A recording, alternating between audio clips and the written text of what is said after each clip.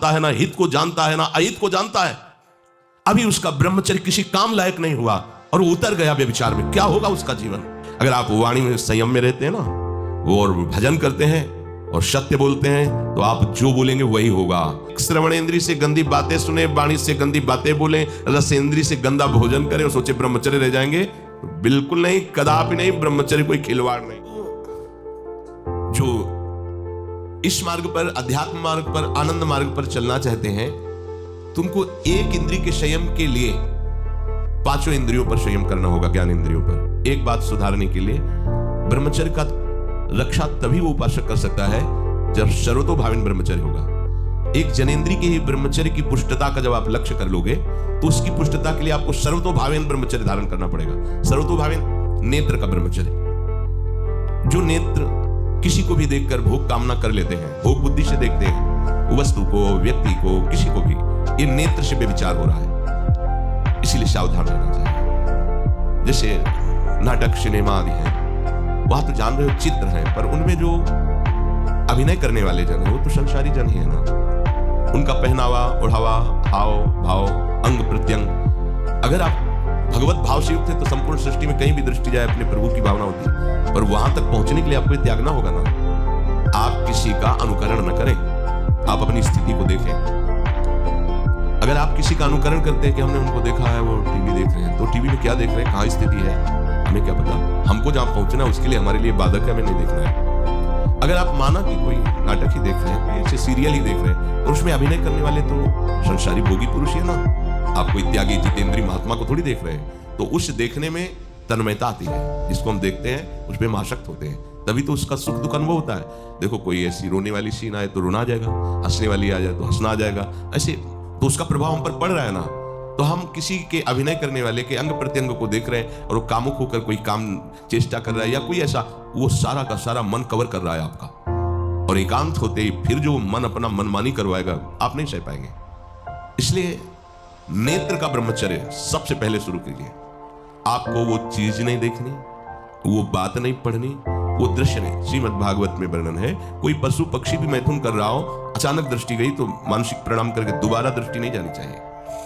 इसीलिए लिखा है कि आप एक धनुष भूमि को देखकर, एक धनुष, इसमें किसी की हानि नहीं होगी, आपकी भी हानि नहीं होगी, आप एक धनुष भूमि देख करके ही चलिए। मतलब बहुत लंबी दूरी देखने की जरूरत नहीं है, बहुत दृष्टि उठा करके इधर उधर गर्दन हिलाने की जरूरत नहीं है। और जैसे कि कोई टक्कर मार सकता है, तो देखो जिनको प्रारब्धानुसार टक्कर लगनी होती है ना, वो चाहे जितनी सावधानी से चलो, वो प्रारब्ध आकर के दंड देता है। अन्यथा सीम की चाप सके को तासु बड़ रखवा रमापति दासु। आप जा रहे हो भगवत चिंतन करते हुए, तो प्रभु का नाम आपका पहरेदार अंग रक्षक है, कोई बाल भी बाका नहीं कर सकता।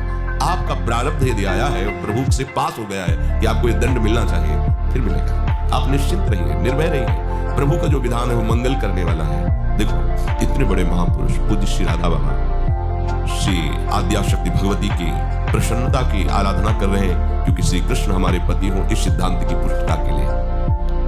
और पैर फिसल जाता है, स्नान करने जाते हैं, खड़ाऊ पे नहीं लेते, अंग टूट जाता है, दवा नहीं लेते, बांस की खिपचाल बांधकर पुनः अनुष्ठान में बैठते हैं। बलिहारी ऐसी सामर्थ्य, ये भागवतिक प्रारब्ध ऐसे महापुरुषों को भी दंड दे देता है। देखो ना, ऐसे महापुरुष जो ऐसी ऊंचाई पर पहुंचे हैं और इतने भागवत भजन में नियम निष्ठ है, उनको भी प्रारब्ध दंड दे रहा है शरीर को। तो अपने को इससे निश्चिंत हो जाना है। जो होना है उसे रोक नहीं सकते, जो नहीं होना उसे कोई कर नहीं सकता। अपने आराध्य देव के चिंतन में ज्यादा नेत्रों को इधर उधर दौड़ाने की जरूरत नहीं है। नेत्र का ब्रह्मचर्य, फिर वाणी का ब्रह्मचर्य, बहुत बड़ा प्रभाव पड़ता है इससे।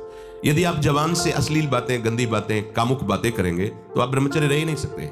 अगर आप वाणी से परस्पर शरीर आकर्षण वाली बातें करेंगे, बेट उसको देखा तुमने क्या, बस आप गए। चाहे वो स्त्री शरीरधारी साधक हो या पुरुष शरीरधारी, परस्पर आकर्षण संबंधी यदि वाणी खुली आपकी, तो वाणी के व्यभिचार से आपका जनेंद्रिय का व्यभिचार प्रारंभ हो जाएगा। आप रोक नहीं सकते, नहीं रोक सकते। इसलिए वाणी से भी कोई ऐसी वार्ता ना कीजिए जिससे आपके अंदर काम वेदना बढ़े। श्रवणेंद्रिय का, कान से गंदी बातें, व्यभिचार की बातें, कामुक बातें सुनना जिससे हमारे हृदय में कामना जग जाए, बिल्कुल नहीं। भले वो किसी को लेकर टीका टिप्पणी की जा रही हो, देखो वो साधक है, उसको हमने देखा वहां ऐसे देख रहा था, वैसे कर रहा था, वो तो आपको समझ में आ रहा है कि किसी साधक की बात करें, वो तुम्हारे नाश के लिए उपाय कर रहे हैं जो आपको ऐसी बात बता रहे हैं। क्यों? क्योंकि आप भी तो साधक हैं। श्रवणेन्द्रिय का व्यभिचार हो रहा है। आराध्य देव के सिवा और कोई बात कान से सुनना उसे व्यभिचार कहते हैं। इसलिए महाप्रभु कहते श्रवण फूटो जो अन सुनो। ऐसा हमारा अगर कान कुछ और सुने तो फूट जाए, नेत्र कुछ और देखें तो ये नेत्र नष्ट हो जाए, वाणी कुछ और बोले तो मुख हो जाए, वाणी कुछ और बोले तो मुख हो जाए। हमारी श्रवणेन्द्रिय का व्यभिचार नहीं होना चाहिए। धर्म की बात, अपने आराध्य देव की बात, शास्त्र सम्मत बात हम श्रवण करें। अन्यथा अगर कोई ऐसा मित्र है या हमारा साथ में रहने वाला है, कोई किसी भी साधक की को लेकर बात कर रहा है, तो भी हमें कान में उंगली डाले नहीं। हम कोई ईश्वर थोड़ी कि हम किसी को संभाल लेंगे, हम अपने को नहीं संभाल पा रहे, हमारे सामने किसी की बात मत करो। ऐसी करना है तो प्रभु की चर्चा करो, अन्यथा मत करो। तो अगर आप श्रवणेन्द्रिय का ब्रह्मचर्य, वाकेंद्रिय का ब्रह्मचर्य, नेत्रेंद्रिय का ब्रह्मचर्य और त्वगेंद्रिय का ब्रह्मचर्य, अनावश्यक किसी को स्पर्श मत करो। परस्पर विरोधी शरीर को तो भूल कर मत करो। विरोधी शरीर जैसे हमारा पुरुष शरीर है, सामने स्त्री शरीर है, तो किसी भी तरह से सेवा के लिए संकेत करना या किसी भी सेवा के लेन देन में बचाव पक्ष में रहो। यहां रख दीजिए सामान, फिर आप उठा लीजिए। सीधे हाथ में सामान लेना नहीं, सीधे हाथ में सामान देना नहीं, जमीन में रख दीजिए। बहुत पवित्र है तो आप कुर्सी पे जो भी आसन उसका हाथ में लेने का नहीं। परस्पर विरोधी भाव वाले शरीरों का स्पर्श बिल्कुल निषेध है, किसी भी कारण से ना किया जाए। मान लीजिएगा ये बहुत मतलब आवश्यक है, यदि आप इसमें चूक कर गए तो धीरे धीरे आप फिसल के वहीं खड़े हो जाएंगे जहां से चढ़ना मुश्किल है। किसी भी साधिका को, किसी भी साधक को परस्पर लेन देन हाथ में नहीं करना चाहिए। मानो हमारी बात, आपको माला देनी है, चौकी पे विराजमान करो, हम उठा लेंगे। हमें कोई सामग्री, ये सामान रखिए, आप उठा लीजिएगा। कभी भी कोई भी परस्पर मुस्कुराहट, बातचीत, ऐसे कोई इशारे यदि दिखाई दे तो आप बचो और उसको बचाओ। साधक है, साधिका है, उससे गलती हो सकती है, आपसे भी गलती हो सकती है। आप सत्संग सुनते हैं, आपको लगा कि इसकी मुस्कुराहट, इसकी कुछ चेष्टा ऐसी दिखाई दे रही है जो हमारे अंदर कामुकता पैदा कर सकती है, उसको भी बचाओ और स्वयं बचो, तो भगवान आप पर प्रसन्न हो जाएंगे। वो देख रहे हैं अंदर की बात। साधक को बहुत सावधान रहने की आवश्यकता। ये इसको खिलवाड़ मत समझो, इसीलिए कह रहे हैं ये अध्यात्म है, ये परमार्थ है। आपको लगेगा नहीं कि क्या हुआ, मैं कहां भ्रष्ट हुआ, ऐसी जगह खड़े हो जाओगे कि जान भी नहीं पाओगे कि मैं कहां चढ़ रहा था, दोबारा उत्साह भी नहीं आ पाएगा। बात अच्छे से समझ लीजिए। तो हमारी त्वगेंद्रिय का व्यभिचार ना होने पावे। सहसा किसी का इस पर, किसी की भी अगर सेवा करने का सौभाग्य मिले, फिर उसमें ये प्रश्न नहीं उठता। अगर कोई गिर रहा पड़ा है, भला ऐसी स्थिति में कि मुझे अत्यंत आवश्यक है उसे उठाना, अगर नहीं उठाते तो वो कष्ट पा रहा, अचानक कोई गिर जाए, फिर हम ये नहीं देखेंगे, फिर ये हम सूत्र नहीं स्वीकार करेंगे कि अब हम तो ब्रह्मचारी हैं, अब हम खड़े खड़े देख नहीं। उसको अत्यंत आवश्यकता है हमारी, अब उस समय भूल गए अपने आप को और उसको उठा करके अगर हमें अस्पताल ले जाना, अस्पताल ले जाएंगे, जरूरत है हम उसकी सेवा करेंगे। सावधान। वो भगवत भाव से की हुई सेवा तुम्हारे अंदर आध्यात्मिक शक्ति पैदा करेगी, काम भावना नहीं पैदा करेगी। हमारी माँ बीमार हो और हमें उसे पता चला कि शौच कर दिया है, हमें शौचाना पड़े, हमें उसका मल धोना पड़े, तो क्या हमें काम जागृत हो जाएगा? क्या मेरी माँ है, हमारी बुद्धि कभी ऐसी नहीं होगी। आपका पिता है, आप लड़की हो, कोई दूसरा रह नहीं गया और वो बीमार है, आपको ऐसी क्या काम जागृत हो जाएगा? क्या अगर ऐसी सेवा में काम जागृत होता तो कोई नर्स ही अस्पताल में नहीं होती।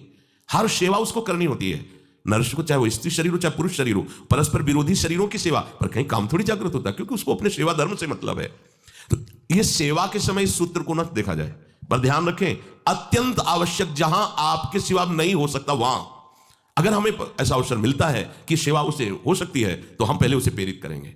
और अगर ऐसा है कि अब कोई नहीं है, फिर हमारा परम धर्म जागृत हो जाता है परहित का। अगर हमारा कोई निंदा भी करे, कोई शरीर की भी हानि हो जाए, अब हम परवाह नहीं करते।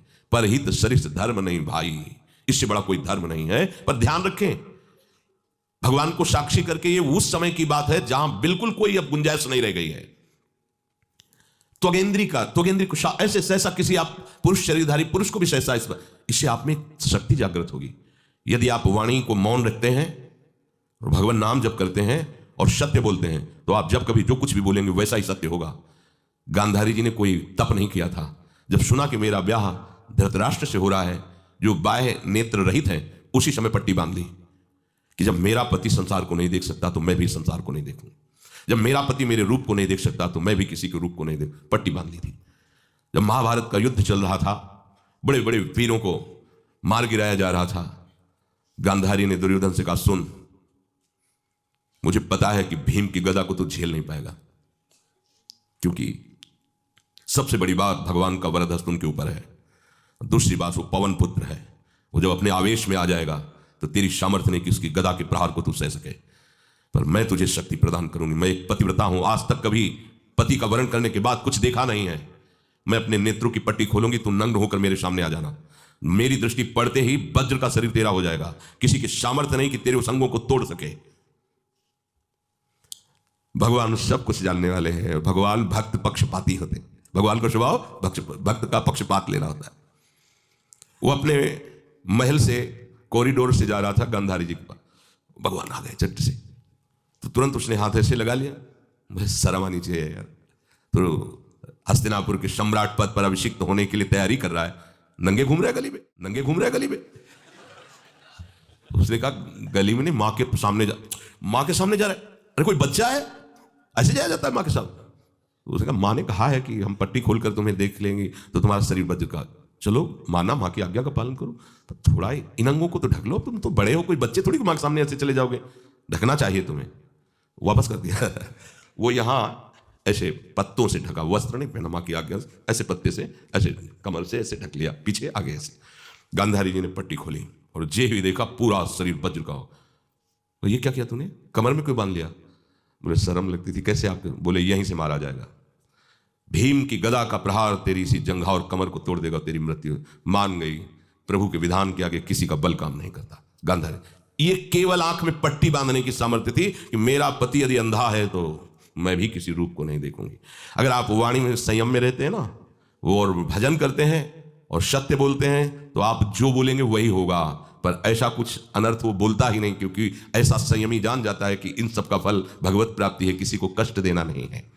एक एक इंद्री का जब आप ब्रह्मचर्य संयम करोगे तब आपका वीर संयम होगा। ध्यान रखना, आप नेत्रेंद्री से गंदे चित्र देखें, श्रवणेंद्री से गंदी बातें सुने, वाणी से गंदी बातें बोलें, रसेंद्री से गंदा भोजन करें और सोचे ब्रह्मचर्य रह जाएंगे, तो बिल्कुल नहीं, कदापि नहीं। ब्रह्मचर्य कोई खिलवाड़ नहीं है। जो ये तो हुआ इंद्रियों का, फिर आता है अंतःकरण का ब्रह्मचर्य। हमारा मन काम की तरफ तभी जाता है जब उसको निज सुख नहीं मिलता।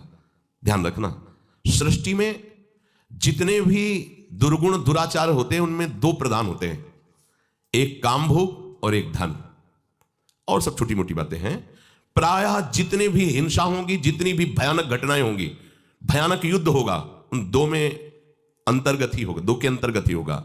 या उसका कहीं ना कहीं काम से संबंध, स्त्री संबंध से या धन संबंध से है। चाहे जो भी घटना हो उसको देख लेना, प्रधानता दो में ही होगा, कंचन और कामिनी। कीर्ति में कीर्तिवान तो कोई बिरले ही होते हैं, तो वो तो बहुत आगे की बातें हैं। पर प्रायः जितने भी युद्ध हैं, जितनी भी हिंसा है, जितना भी भयानक कुकृत्य है, इन दो में ही होता है। उपासक को ये बात समझनी चाहिए, मन को समझाना चाहिए, सच्ची मानी। मतलब वाणी में शब्द नहीं होता इन बातों को बताने का, यदि कहीं मन को समझाना चाहिए। देखो, अपने लोग उपासक हैं, हम जहां जहां आसक्त हो रहे हैं उसमें हमारे मन का केवल भ्रम है। शरीर के द्वारों में कहीं सुख है, घृणित द्वारों में कहीं सुख है। अगर सुख होता तो इनके भोगने के बाद हृदय कह देता कि अब कछुनाथ न चाहिए मोरे, शांत हो जाता। फिर ऐसा क्यों होता है कि उसको एक जगह तृप्ति नहीं होती? क्योंकि वहां सुख है नहीं। फिर सोचता है शायद उसमें हो, उसमें हो, उसमें हो। पूरे के पूरे युग के युग व्यतीत हो गए, कल्प के कल्प व्यतीत हो गए भोगते हुए, क्या सुख मिला? क्या स्त्री शरीर सोचता है पुरुष शरीर में सुख है, पुरुष शरीर सोचता है स्त्री शरीर में सुख है, या आदि आदि। अगर सुख होता तो पूरे ब्रह्मांड में पशु पक्षी कीड़ा मकोड़ा सब मैथुन धर्म से युक्त है, ये सब सुखी हो जाते हैं ना। जो जितना भोगा सकते उतना ही दुखी। देख लो, अशांत, क्लिष्ट, परेशान और पापाचरण युक्त। ये क्या है? मन को समझाइए। वैरागी भगवत मार्ग का पथिक मन के द्वारा ऑपरेशन करता है हर वस्तु का। ये सब, इसको ऐसा ना समझे कि बड़ी गुप्त बातें हैं। गुप्त बातें हैं प्रिया प्रीतम के दिव्य चिदानंद में रहस्य की। ये गुप्त बातें नहीं, इनको समझो खोल करके। यदि आप किसी भी तरह से हस्तमैथुन आदि के द्वारा, गंदे दृश्य देख करके, गंदी क्रियाओं के द्वारा आप अपना नाश करते रहेंगे, तो ना आप इस लोक में सुखी रहेंगे ना परलोक में। मान लीजिएगा, ये बातें ना तो कही जाती हैं, ना सुनी जाती हैं और ना समझी जाती हैं। इसीलिए हमारा बहुत ही आगे की पीढ़ी जो सनातन धर्मावलंबी, जो भागवत, हर देश से महान भारत देश को क्यों कहा गया? ऐसा भी है कि अन्य देश स्वीकार किया जाता है कि हमसे धनी है, स्वीकार किया जाता है कि वैज्ञानिक तत्वों में भी वो हमसे आगे हैं, पर भारत को महान धर्मशाली देश कहा गया है। कोई भी किसी भी देश का धर्मगुरु हो, हमारे देश में आएगा और हमारी ऋषियों के सूत्रों से ही अपने धर्म को पुष्ट करेगा। सबका मूल जड़ भारत धर्म का है। कहीं भी हो, कहीं भी देख लो, चाहे जिस देश का नाम लो, कहीं ना कहीं किसी भारत के ब्रह्म ऋषि की छाप लेकर के डोल रहा है। भारत भोग प्रधान देश नहीं है, भारत धर्म प्रधान देश है। यहां धर्म गुरुओं के द्वारा धर्म स्थापना करके चलाया जाता है। यहां आज जो हम समझ रहे हैं कि बाहरी परिपाटी हमारे भारत में आ जाए तो भारत आधुनिक और सर्वश्रेष्ठ देश माना जाएगा, कभी नहीं। भारत अपनी परिपाटी से चलता है, तब सब देशों के ऊपर राज्य करता है। किसी भी देश में न पतिव्रता मिलेगी न यति मिलेगा, ब्रह्मचर्य का कहीं नामो निशान नहीं मिलेगा। ये भारत देश में ही मिलेगा। यहां ब्रह्मचारी मिलेंगे, यहां सती मिलेंगे, यहां प्राणपण से धर्म का पालन करने वाले मिलेंगे। अब हमारे जो नई पीढ़ी है वो आधुनिकता को स्वीकार कर रहेगी। गर्लफ्रेंड, बॉयफ्रेंड, कौन सा रिलेशन है, लिव इन रिलेशन, ये हमारे कहीं किसी भी धर्म ग्रंथ में लिखा हो तो आप बता दीजिए। बाल्यावस्था से आज तक जितने भी धर्म ग्रंथों का स्वाध्याय हुआ, कहीं भी लिखा हो तो ये बोलो सर्वनाश का स्वरूप है कि नहीं है। अभी बच्चा ना तो लोक को जानता है, ना परलोक को जानता है, ना हित को जानता है, ना अहित को जानता है। अभी उसका ब्रह्मचर्य किसी काम लायक नहीं हुआ और वो उतर गया व्यभिचार में। क्या होगा उसका जीवन, क्या होगा जीवन, चाहे वो स्त्री स्वरूप में चाहे पुरुष स्वरूप में हो। क्या बिना संयम के ये पशुता के व्यवहार से किसी की ना लौकिक उन्नति होती है ना परमार्थिक उन्नति होती है। पर कौन सुनेगा, यही कहा जाएगा पुराने जमाने के शास्त्रों को केवल वर्णन कर रहे हैं, ये क्या जाने आधुनिक जमाने को। तो आधुनिक जमाने की दशा क्या, और यहां खोल करके देखो, कोई बात नहीं, दोस्त बनाना कोई बुरी बात नहीं, इस बात को हम मानते हैं। स्त्री शरीरधारी पुरुष शरीर को मित्र बना सकता है, कोई दोष नहीं। पुरुष शरीरधारी स्त्री को मित्र बना सकता है, कोई दोष नहीं। लेकिन मित्र का क्या कर्तव्य होता है, कुपंथ निवार सुपंथ चलावा, कुमार्ग से हटा करके सुपंथ में चलाना, उसकी समस्याओं को दूर करके उसको आनंद में से युक्त करना, उसको सहयोग करना, ना कि शोषण करना। दोस्ती कहते हैं उसके दुखों को मिटा करके उसको शांति और सुख के मार्ग में ले जाना। इसीलिए ये जो आधुनिकता बढ़ रही है, ये जो खान पान गलत हो रहा है, ये जो दर्शन गलत हो रहा है, तो इस जमाने में ब्रह्मचर्य ये केवल शब्द ही लिखा मिलेगा, जीवन में नहीं मिलेगा। नए नए बच्चे व्यसन कर रहे हैं, नशा कर रहे हैं, गंदे आचरण कर रहे हैं, क्या होगा, कैसे आगे कोई समझेगा शास्त्र क्या है, धर्म क्या है, बल क्या है। आज नवयुवक 16 से 28 के बीच में कोई ऐसा नहीं दिखाई देता है जिसमें आध्यात्मिक थोड़ा भी बल हो, काम क्रोध आदि सहने की सामर्थ्य हो। अपने बूढ़े माता पिता को थप्पड़ मार रहे हैं, बूढ़े माता पिता को गाली दे रहे हैं। बूढ़े माता पिता जिन्होंने खवा पिला के इतना बड़ा, उन्हें अनाथालय भिजवाया जा रहा है, उनको छोड़ दिया जा रहा है। आप विदेश घूम रहे हैं, उनके खाने की व्यवस्था घर में नहीं। क्या है ये, आज आधुनिक विद्या का ये प्रभाव है। विद्या विनयम ददाति, जो अपने वयोवृद्धों की सेवा नहीं कर सकता वो क्या विद्या पढ़ा, जो दूसरों की रक्षा नहीं कर सकता क्या विद्या पढ़ा। क्या विद्या का यही स्वरूप है दूसरे का शोषण करना, क्या विद्या का यही स्वरूप है कि शराब पीना, ड्रग्स का ये नशा करना, ये क्या विद्या सिखाती है। वो कहा जाता है आज तो आधुनिक विद्या बढ़ रही, मुझे लगता है संयम में रहना ही विद्या का वास्तविक स्वरूप है। अपने इंद्रियों को संयम में रखना, अपने को संयम में रखना, बुजुर्गों का, गुरुजनों का, शास्त्र का, भगवान का भय रखना हृदय में। ऐसा नहीं, आप तभी निर्भय हो पाओगे यदि शास्त्र का भय नहीं, भगवान का भय नहीं, धर्म का भय नहीं,